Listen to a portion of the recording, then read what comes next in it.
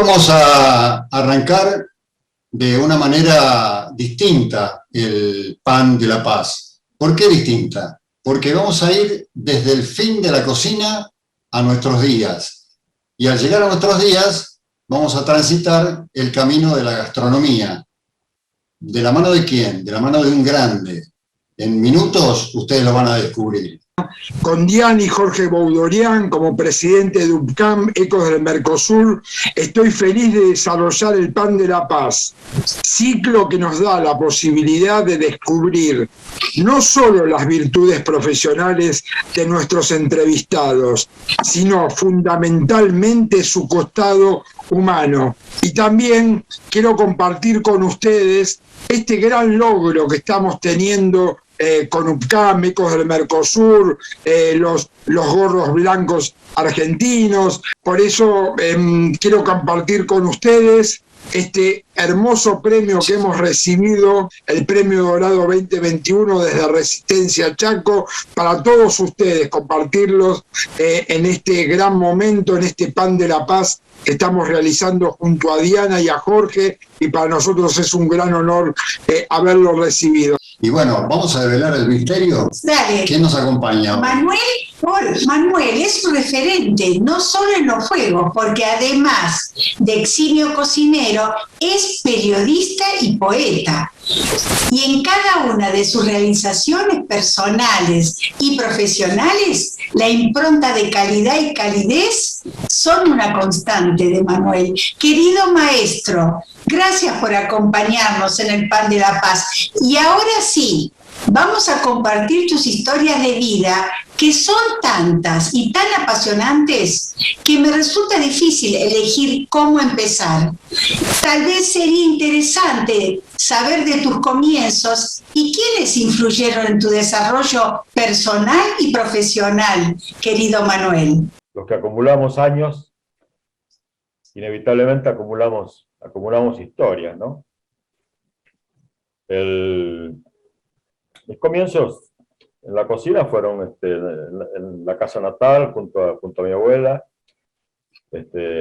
cocinando diversos platos, y luego, poquito a poco, uno fue andando, llegó el momento de emigrar, de viajar, y en realidad yo siempre tuve vocación artística, ¿no? Siempre me gustó la pintura, escribir, el teatro, y estudié periodismo en un momento dado. Pero en los viajes me di cuenta que esa vocación por la cocina, que me servía para agasajar a mis seres queridos y deleitarme con los fuegos, era muy importante en lo práctico, porque siempre se necesita un cocinero. Entonces comencé a hacerlo de manera profesional, y finalmente, cuando yo primero vine a la Argentina, después en la década del 70 me fui a recorrer varios países de América, y en los primeros años de la década del 80 retorné, y venía con la idea de seguir un poquito con la cuestión artística, pero ya me metí de lleno en la cocina profesional, ¿no? Ya surgieron algunos emprendimientos con restaurantes, y bueno, una cosa lleva a la otra, hasta que cuando me di cuenta había pasado 30 y pico de años, casi 40 años, en la cocina profesional, ¿no es cierto? Siempre tratando de aprender y de escuchar a los que sabían más que yo. Ayer justamente estaba en una de mis clases que doy en la Universidad Nacional de Lanús, y salió el tema de los cocineros, y claro, la gente conoce a los más mediáticos, ¿no? Y no sabe que los más mediáticos, en general, no tienen experiencia real en la cocina, ¿no? Y entonces yo les nombraba a una cantidad de cocineros como Pedro Muñoz, por ejemplo, del Plaza, y muchos otros, totalmente anónimos. Claro. No los conoce nadie. Es así. Y es algo que realmente me duele, porque los que estuvieron realmente en la profesión, ¿no? Y que casi sin querer fueron formando a otros cocineros, pasaron sin tener ninguna notoriedad, ¿no? ¿Sabes cuándo, Manuel? Cuando recibimos tu libro, hace ya unos años, a ver, está la dedicatoria por acá, está en el año 2016, desde entonces, y no demoró más de 2 o 3 días. Realmente es tan agradable leerlo y tan jugoso leerlo, valga el término gastronómico, que me tomé el trabajo de marcar algunos capítulos, y dentro de uno de esos capítulos dice: se reconoce fácilmente al verdadero cocinero por el amor a los ingredientes, su concentración casi religiosa frente al fuego, el respeto con el que sigue la transformación de los alimentos, finalizada la elaboración, el cariño con que dispone los alimentos en el plato o fuente de servicio, la alegría propia del verdadero anfitrión con la que comparte, ofrenda el vino y el pan de la paz. Qué lindo esto, realmente sos un poeta, cocinero, periodista, y si tuvieras que elegir, ¿cuál sería el orden de prioridad? Creo que en realidad son profesiones que se enlazan. Las profesiones actuales en un momento dado estaban como difusas, ¿no es cierto? Los primeros cocineros se podían tal vez en algunos casos y en algunas civilizaciones confundir con el sacerdote, con el chamán, con el médico, ¿no? Que manejaba los calderos, manejaba las hierbas, un conocimiento empírico para alimentar, pero también para sanar, ¿no es cierto? Y por otro lado, un poeta básicamente tiene que tener sensibilidad, ¿no? Tiene que tener un gran humanismo, si no, no puede ser poeta. Entonces, la verdad que me gustaría decir, aunque por cuestiones prácticas y que tienen que ver con la cuestión de la supervivencia, ¿no? que requiere dinero y inevitablemente, tal vez le dediqué más horas en las últimas 4 décadas a la cocina, pero sin descuidar nunca la poesía y la cuestión del periodismo, ¿no es cierto? Vos en el fin de la cocina querés transmitir la pasión y la esencia del ser que cocina, ¿no es cierto? Es decir, que lo sienta y que sea una herramienta importante para la supervivencia desde los principios de la salud y que sea sustentable. Sí, tal cual. Fíjate que cuando leía esos párrafos, Jorge, yo tenía la imagen tuya cuando te veía en tus programas de cocina, o cuando agasajaste a algunos amigos en tu casa, y si eso lo confrontamos con algunos de los chicos y chicas que están en la televisión, que lamentablemente los toman por un casting, no porque hayan sido cocineros. Realmente ves cuando toman los ingredientes que no tienen afecto por esos ingredientes, los manipulan de una manera totalmente fría, ¿no? Entonces yo destaco muchísimo ese tipo de cosas. Ahora, como también digo en el libro El fin de la cocina, curiosamente, lo que se plantea como... Cuando yo digo el fin de la cocina, muchas veces muchos me entrevistaron y me dijeron, ¿pero cómo? ¿El fin de la cocina? Si bien yo aclaro que el libro y el título tiene dos sentidos, o sea, el fin, porque puede terminarse la cocina como la conocemos, y la finalidad, ¿no es cierto?, de la cocina. Misma, claro. Pero muchos me dicen, ¿cómo va a haber un fin de la cocina si hay todos los medios televisivos, radiales, las revistas, en todos lados se habla de cocina? Pero se habla de cocina de una manera superflua, o sea, a nivel show, ¿no? No a nivel de lo que esencialmente es la cocina, ¿no?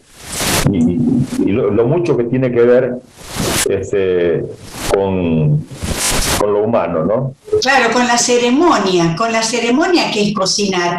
Está en nuestra misión, Manuel, darle herramientas a todos los que nosotros tenemos la suerte de disertar nuestras clases de cocina y darle herramientas a todas esas personas para transmitirles estos conocimientos y transmitirles lo que es la ceremonia, cómo tratar los alimentos, qué es lo que debemos elegir a la hora de cocinar, cómo debemos hacerlo, cómo debemos conservar, cómo debemos cuidar nuestro cuerpo a partir de la alimentación. ¿Y cómo debemos degustar? Porque yo hago la función de degustador. Cuando Diana cocina, alguien tiene que degustar. Entonces yo cumplo también una función dentro de la cocina, del fin de la cocina. No me dejen afuera. No. Ahora Manuel nos va a dar los lineamientos. Manuel, ¿qué hacemos nosotros los cocineros? ¿En qué sentido, perdón? Me perdí un poquito, perdón, pero me perdí con la pregunta, perdón. ¿Qué hacemos los cocineros ante este hecho de que las personas no reciben con ese amor y esa ceremonia que nosotros queremos transmitir y se pierde irremediablemente? ¿Qué debemos hacer nosotros? Bueno, a nosotros nos queda hacer docencia, estar permanentemente hablando del tema, insistir en ciertas cuestiones que a veces para los estados parece que no tienen importancia, porque todo este tipo de cosas parte, por supuesto, de la familia, pero también se reforzarían muchísimo en la escuela, ¿no? Es increíble, pero se está insistiendo en otro tipo de temáticas para incluirlas incluso desde las escuelas primarias. Y el tema de la cocina, que es tan importante, parece que hay como una resistencia, ¿no? Claro. Nosotros lo que tenemos que hacer es exigir, los que tenemos la suerte de que nos llaman de los medios, exigir que nos den un espacio, aparte del que pueda ocupar la transmisión de una receta, para poder hablar justamente de todo este tipo de cuestiones, ¿no? Claro, claro. Aparte que se habla del hambre, pero justamente el hambre es una cuestión económica, pero también es una cuestión cultural y de educación. Si no aprendemos a tratar, por lo menos, de tener el conocimiento básico para sembrar alguna planta, por ejemplo, ¿no? Para saber cómo cuidarla y saber cómo cosechar un tomate, una lechuga, las cosas más elementales. Me parece, Manuel, que debemos insistir en que sea una materia obligatoria en las escuelas estudiar cocina. Bueno, nosotros hicimos una experiencia hace unos años, Aramo dijo el Mosquito, quien dio la clase de cocina fue Diana, en 35 colegios de Capital y Gran Buenos Aires, de nivel jardín hasta primario, primario, primer y segundo grado. Y es asombroso, pero asombroso fue, primero el nivel de conocimiento y de interés de los chicos en aprender y además el nivel de información que tiene, formación e información, y además te objetan por qué esto sí y por qué no lo reemplazás con atún y en lugar de pan pones algún complemento, algún cereal. Realmente es maravilloso. Decime, Manuel, por favor, fuego, ¿qué es fuego? El fuego vivo. El fuego vivo es un proyecto que aprobó el gobierno de la Ciudad de Buenos Aires con la ley de mecenazgo. Y lo estamos desarrollando. Es como una plataforma multimedia que hace foco en la investigación de la cocina argentina y las influencias y en la divulgación de esa cocina, ¿no es cierto? Desde la web, con conferencias, vamos a dar algunas charlas que también va a auspiciar el gobierno de la Ciudad de Buenos Aires, y hacemos podcast, y bueno, y lo que decíamos antes, ¿no? Hacer docencia, porque curiosamente hay como una identidad diluida en los argentinos en cuanto a lo que tiene que ver su cocina. Y entonces nos encontramos con que naciones como Perú, como México, Brasil y otros países latinoamericanos han posicionado su cocina a nivel internacional, han sido favorecidos por la UNESCO, declarando los patrimonios de la humanidad, etcétera. Hay como una idea falsa de que la mayoría de los platos que tenemos aquí bajaron de los barcos, digamos, vinieron con las corrientes inmigratorias. Y eso es cierto, pero eso no le quita que sean nacionales, porque los platos, una vez que se integran al país y a la idiosincrasia de su población, van mutando, ¿no? Y terminan siendo nacionales, porque justamente tienen que ver con la cultura propia, ¿no? O sea, un caso paradigmático es el del dulce de leche. Ya a esta altura ningún investigador se va a quedar con la anécdota de Cañuelas y la negra de rosas. Ya sabemos que el dulce de leche tiene una larga historia, ¿no?, de siglos. ¿Pero qué lo hace argentino? Justamente lo hace el hecho de que para un argentino o una argentina el dulce de leche es fundamental, es primordial. Y así hay un montón de guisos y un montón de platos que vienen de Italia, de España, de Medio Oriente, del país que vengan. Pero ya son argentinos. Entonces, bueno, para degustar un rico dulce de leche necesitamos un buen pan, ¿no es cierto, Adrián? Y para eso seguramente vos alguna consulta tenías para hacerle a Manuel. Así es, Manuel, la verdad muy claro lo que nos estás contando, y bueno, y como muy bien me estaba diciendo Jorge y Diana, bueno, el pan de la paz como símbolo de unión entre los pueblos, ¿no? El objetivo de este pan de la paz, que es el producto histórico religioso que vincula a la humanidad y permite hermanar a los pueblos en la búsqueda de una alimentación sana y sustentable. Por eso te pido, Manuel, que nos presentes un pan tradicional y sus secretos. En Galicia el pan es parte central de la dieta. O sea, la vida en Galicia pasa alrededor de todo lo que tiene que ver con el pan. Hasta hace muy poco el molinero, el molino de las distintas aldeas era casi un centro de reunión, ¿no? Porque era lo más importante. Y en muchos pueblos solía haber un solo horno, un horno comunitario, donde se llevaban los distintos panes. Nuestro pan es un pan rural, el más tradicional le llamamos molete, que puede ser alargadito, como lo hago yo normalmente, o puede ser redondo, con un bonete, y ese es el molete con moña, le decimos, ¿no? Este pan fue el antecedente de la famosa empanada gallega, porque a diferencia de las otras empanadas, que tienen un origen absolutamente árabe, pasaron por España antes de venir a América, la empanada gallega parte de estos grandes panes rurales que se les sacaba la miga y se les introducía el guiso o la comida que hubiera para llevar al campo.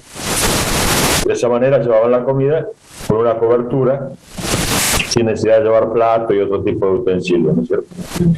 Después ese pan fue tomando otras formas, en grandes placas cuadradas, por la empanada gallega original es cuadrada y no redonda, pero siempre dentro lleva un guiso, algún tipo de guiso, ¿no? Está lejos de la pascualina con atún y tomates que aquí llamaban empanada gallega. Así que para nosotros el pan, en mi casa, teníamos que tener en cuenta muchas cosas que tienen que ver con lo religioso. No se podía cortar con el cuchillo, había que cortarlo con la mano. Y no era terrible si a alguno de los niños o a alguien se le ocurría tirar las migas. O sea, las migas siempre se reunían y después con eso se elaboraban otro tipo de platos, ¿no? A veces para ligar una albóndiga o lo que fuera, y a veces para hacer torrijas o algún tipo de postre. Pero el pan para nosotros en algún momento, de posguerra por ejemplo, podía ser cena, porque eran grandes tajadas de pan con un poco de aceite de oliva, ¿no? Se cubría con aceite de oliva, y que ahora puede parecer como un manjar gourmet, pero en aquellos tiempos era una manera de llevar algo al estómago, algo sano, energético, ¿no? Así que cuando a mí me hablan de pan, realmente me retrotraen a esos tiempos donde toda mi vida circulaba alrededor del pan. Y aparte el hecho de que todas las mañanas estaba el pan en el horno, pues nosotros en casa ya teníamos horno, el olor del pan, ¿no? Pellizcarlo caliente, aun cuando nos reprendían porque decían no se puede comer caliente. Así que es un pan muy sencillo, es un pan que, para dar algunas medidas, yo lo elaboro con 500 gramos de harina común, 20 gramos de levadura. Allí usábamos la verdadera masa madre, ¿no? Que iba pasando de pan en pan. Sí. Una cuchara de oliva le pongo yo,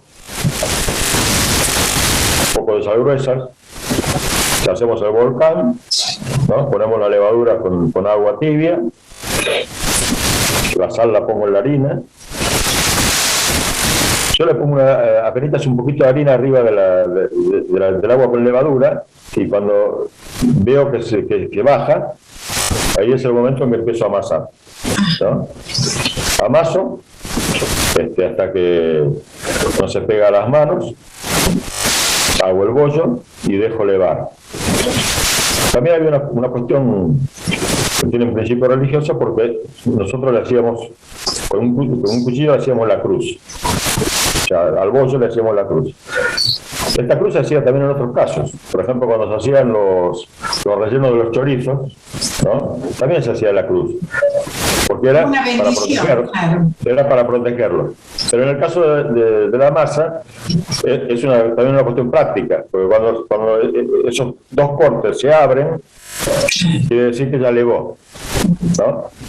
Entonces volvemos a amasar, le damos forma al pan, lo dejamos descansar unos 30 minutos, ya en la placa, y lo llevamos al horno hasta que quede dorado. En general queda un pan con una corteza bastante sólida y bastante miga. Se escucha muy rico, muy bueno, muy bueno. Sí, sí. Es muy, muy sabroso. Y por supuesto, como no tiene aditamentos, ni nada, mejoradores, ni, nada de esas, ni ese tipo de cosas, se mantiene bastante tiempo. Excelente, excelente tu explicación. Realmente Manuel. ha sido muy, muy grato esta charla, este encuentro. Un placer. Al extremo, un placer enorme, como dice Diana. Ha sido, como siempre, muy grato estar con vos y seguramente Adrián tendrá unas palabras también de cierre. Así es, Manuel, la verdad me emocionó escuchar esto del pan religioso, el pan de la bendición, como muy bien decía Diana, y la verdad es que me emocionó mucho. Así que muchas gracias, muy feliz de realizar este pan de la paz junto a Diana y a Jorge Boudorian, y nada, gracias de corazón por tu gran explicación de esto tan lindo que haces. Así que muchas gracias, muchas bendiciones para vos y tu familia. Muchas gracias, Manuel. Muchas gracias. Fue un placer enorme estar con vos nuevamente. Bueno, hasta siempre y muchas gracias por todo. Gracias. Que estén muy bien.